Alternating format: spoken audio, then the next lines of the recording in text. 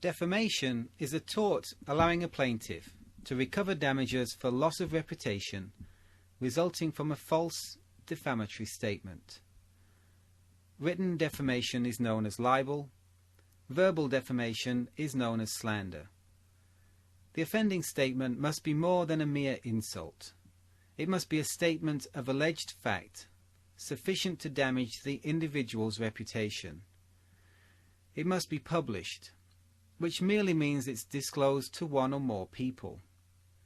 It can be disclosed verbally, written on a napkin, or in any form of communication.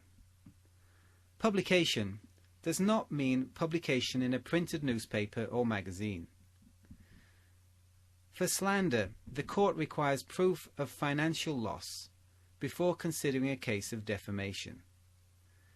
However, damages are not necessary in situations of libel, which is written defamation, and slander per se.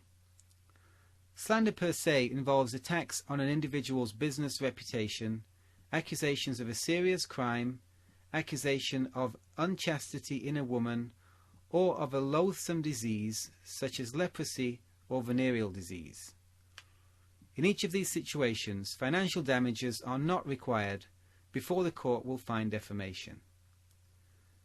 As a dead person is not considered to suffer from a damaged reputation, the tort of defamation cannot be brought where the false statement of fact concerns an individual that has already died.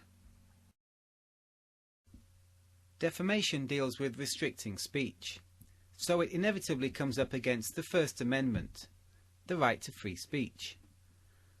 For matters of public concern, for example, those dealing with government officials, state actions, and so on, the bar for the plaintiff is set quite high.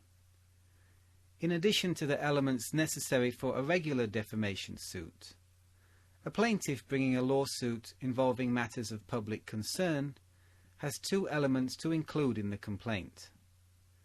Firstly, he must show that the statement was false. Then he has to show that the defendant knew the statement was false, or should have known. If the plaintiff is a public figure, he has to show the defendant acted intentionally or recklessly in spreading rumours the defendant knew were false, or recklessly disregarded the truth.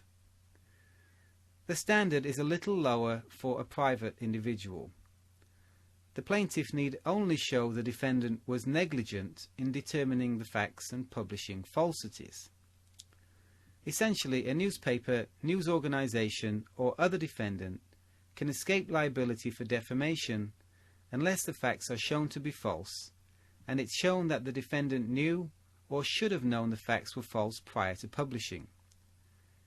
This provides some protection for the free speech when it comes to matters of public concern, but still provides a defamation cause of action for deliberate publication of untruths that were not sufficiently investigated for the accuracy of the facts asserted prior to publishing.